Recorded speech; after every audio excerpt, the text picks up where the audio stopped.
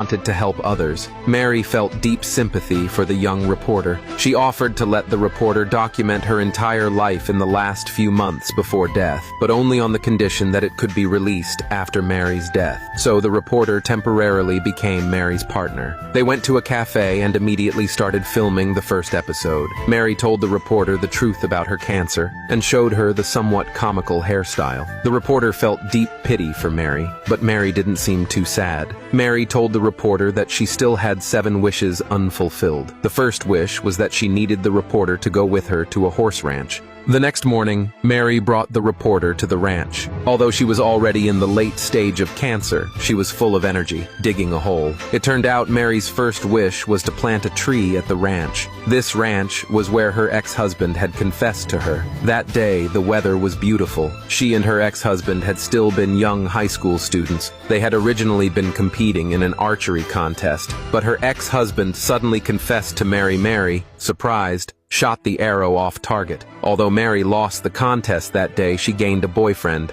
Later they got married. Her ex-husband always said he wanted to plant a tree at the ranch as a memory, but they had always been too busy, so the matter was always put off. Until Mary came to the end of her life, she didn't want her ex-husband to come alone to plant the tree, so Mary decided to plant the tree herself, so her ex-husband wouldn't have to return to that place of sadness. Mary happily planted the tree, and the next second she fainted. When Mary opened her eyes again, she found herself lying in the hospital. The reporter was by the window on the phone. Even though the voice was muffled, Mary roughly knew what the reporter was doing. At that moment, the reporter saw Mary awake and immediately hung up the phone. She felt extremely guilty and hurried to ask how Mary was feeling. Mary felt very sad. She no longer wanted to talk to the insincere reporter, so she politely asked the reporter to leave her room. Not long after the reporter returned to the company, she quickly edited the first episode. Seeing Mary in the video, both fragile and strong, the reporter couldn't help but burst into tears. The next day, the company leaders came to collect the videos made by the interns. All the interns submitted their work. Only the young reporter had not submitted hers.